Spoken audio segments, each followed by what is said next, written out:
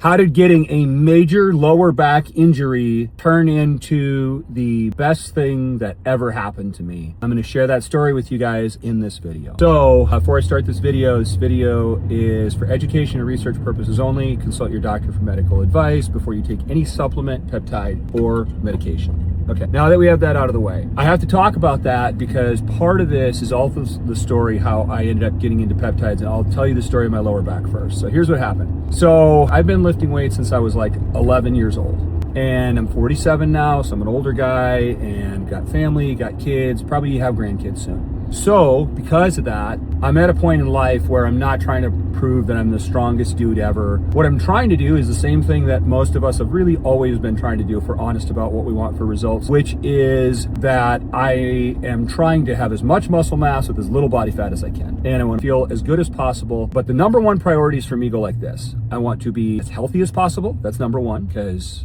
like I said, I have family. Number two, I want to be as lean as possible. That's the priority order, especially with my age. I don't need to carry a bunch of extra body weight if it's just in the form of body fat. And then number three, I want as big a muscle mass as possible. That's how my goal set goes, in that order: health, leanness, muscle mass, okay?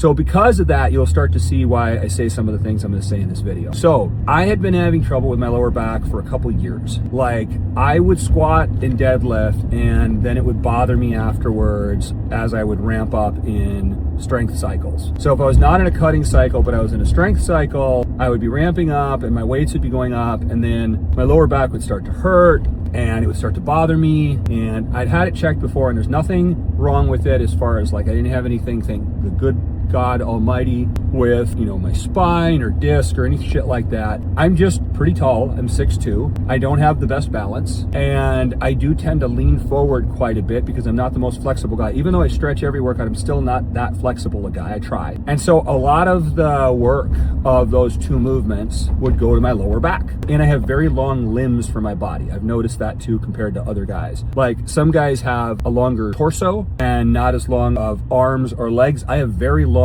arms and legs. So because I have very long legs, I have a huge range of motion on my leg movements and just all my movements in general. So I thought you were a big sissy if you didn't go ass to grass on squats, and I would even do pause squats. I'd go down and I would pause a minute or a second in the hole, 1,000, come back up. Just enough so I didn't have momentum. It was a dead stop, then back up.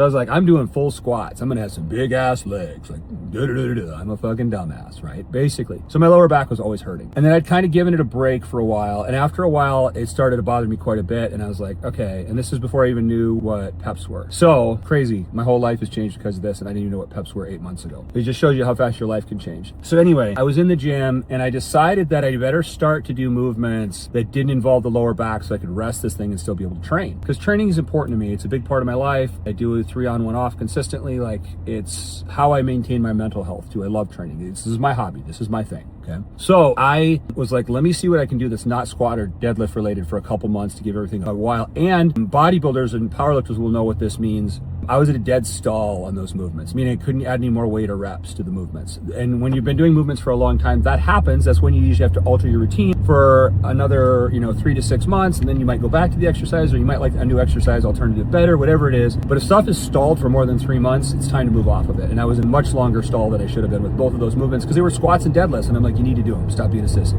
There's a stupid way to look at it. My own fault. But anyway, and all of this is my fault, by the way. So I was at a gym one day and I worked out at 24 at the time. And 24, there's gyms everywhere. So you just grab whichever one is close to you. And I had my favorite one. But upstairs there, they had a hip sled. And if you don't know what a sled is, it's like where they put them on the field for football players and then they put their arms out and they push them with their legs. You'd be hard pressed to find a movement that works the whole leg better than that. It doesn't just work your quads and hamstrings. It works your glutes and calves tremendously too. Even like your tibia on the front of your, everything is fucking worked by that thing. You're pushing. So very quickly, because I'm a fucking idiot, I worked my way up to 4 plates. And you're like, oh, those are rookie numbers, bro. But that's the best I could do, so fuck you guys. So I'd worked my way up to 4 plates on this sled, and I was pushing it. There's 2 types of those sleds. One has handles on one side, and then you have to turn it at the end of the aisle to get back to go by the other way. And the other one has 4 handles, and that way you never have to turn it. I shouldn't have done it unless it was the one that only had the 4 handles, because when you get to the end of the aisle, I was turning it.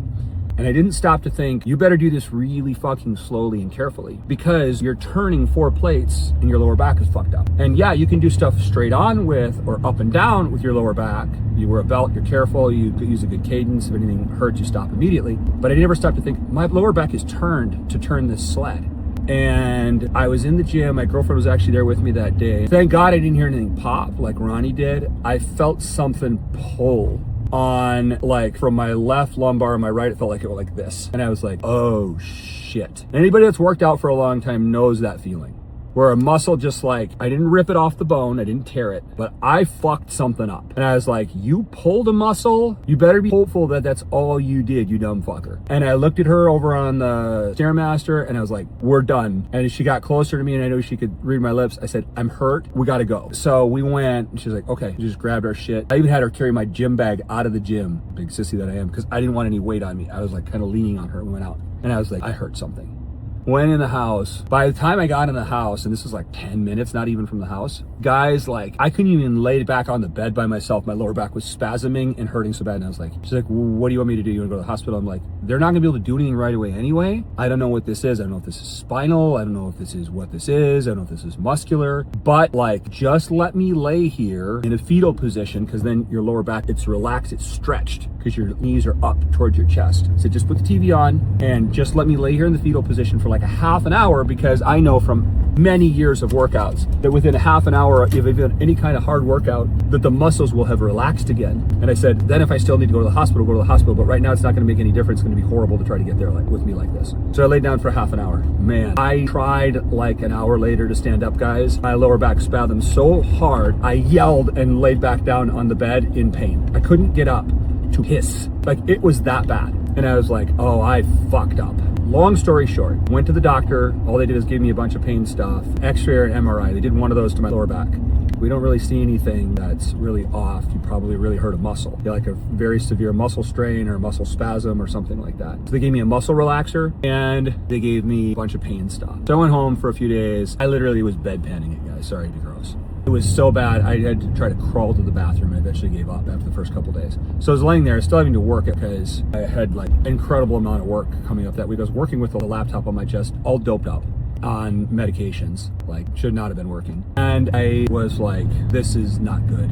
And so I went to see the chiropractor, and I think she hurt me worse than she helped me. She's, you know, going with the gun, trying to move stuff. It was useless. It was horrible. And it had been a full week at this point, and I was like, this is not getting better, guys. Like, I either have to be in the hospital to do something. I was Googling shit and using ChatGPT to like try to find shit to figure out how to fix a lower back, like a muscle pull or a strain that's not something spinal, I was hoping, or something like that. And I found BPC 157, which, if you don't know, is a peptide that they've been giving athletes to for a long time to help heal injuries. This peptide is naturally occurring in your body. It's amino acid. You just put it in there and then it helps externally to turn on all your internal stuff to heal an injury. But like most peptides are put in the stomach just whenever in your belly fat, this one you can actually put it at the injury site. I knew nothing about, I didn't know what the fuck a peptide was. I just knew what BPC 157 said it was. I ordered it. It was $57. First site, like I Googled.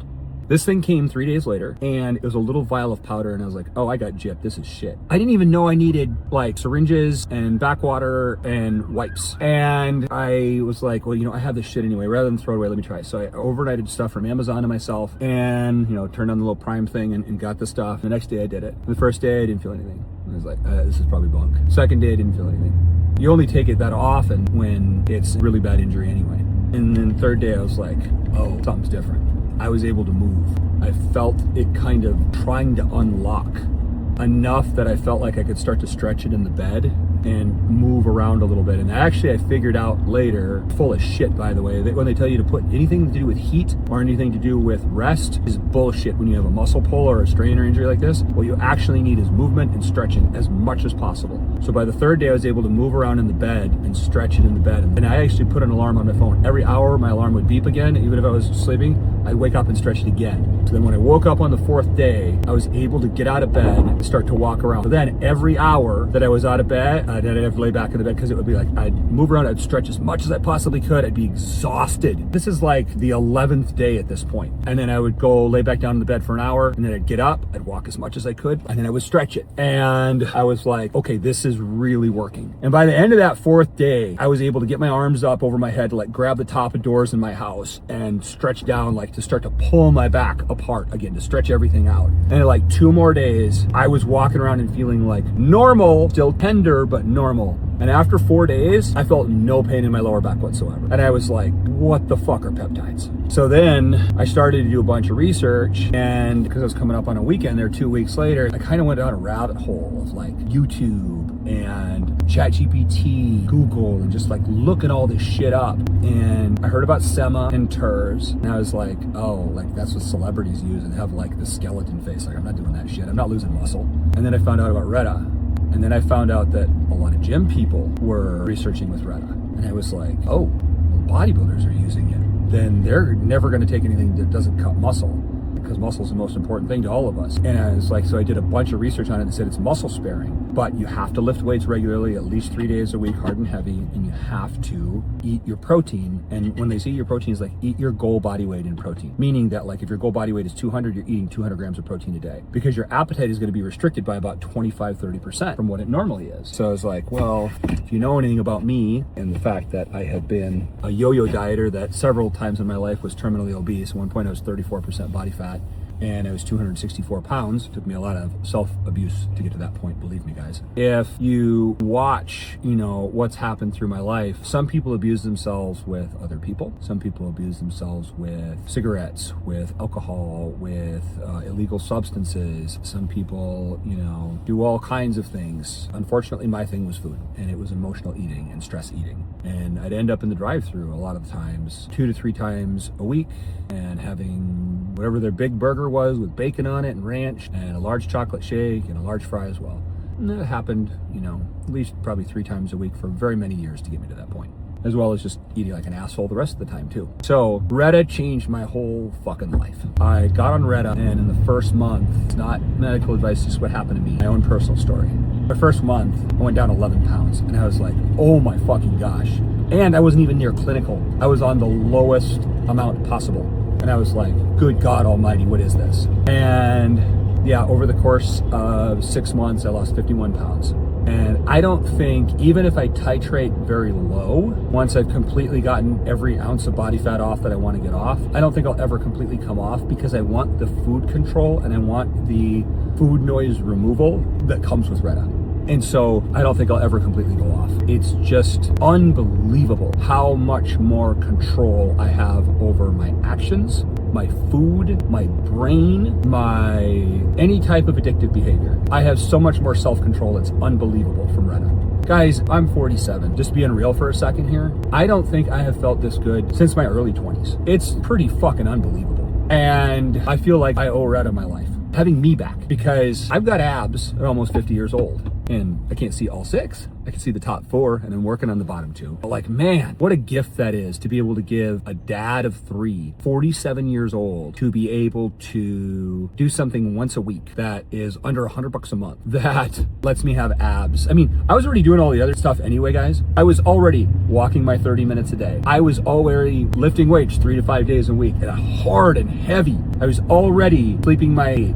Taking my creatine and my protein powder, hitting my 200 grams of protein a day. But what I wasn't doing was I didn't have discipline around calories, and I didn't have discipline around food. No matter how many times I would yo-yo diet down and be disciplined for a while, I could never maintain it long term. And I could never maintain it long term because it was just like I didn't have the control over my appetite. I grew up in a small town in South Dakota. I did a lot of manual labor and corn detasseled. I worked farm. Like anybody that knows that life knows, you work very physically hard and you're fed a lot. I ate a lot of steaks, a lot of potatoes, a lot of bread with butter, a lot of whole milk. Like I grew up eating a lot of fucking calories, and I was that way my whole life. So when it came time to like get lean, that was so against everything that I was ready for in my life, but Retta made it possible. So my lower back is probably 85% all the way back. It's now 8 months later. It doesn't hurt anymore or anything, but I don't push it either. I don't do free barbell squats and free deadlifts. I do the squat machine, and I do the reverse hypers in my gym instead of squats and deadlifts. And I don't work out more than 3 days in a row. I work out 3 on, 1 off, because after 3 days, I start to notice that stuff starts to ache, not just my lower back, but shoulders. Stuff comes with age, guys. And I really don't think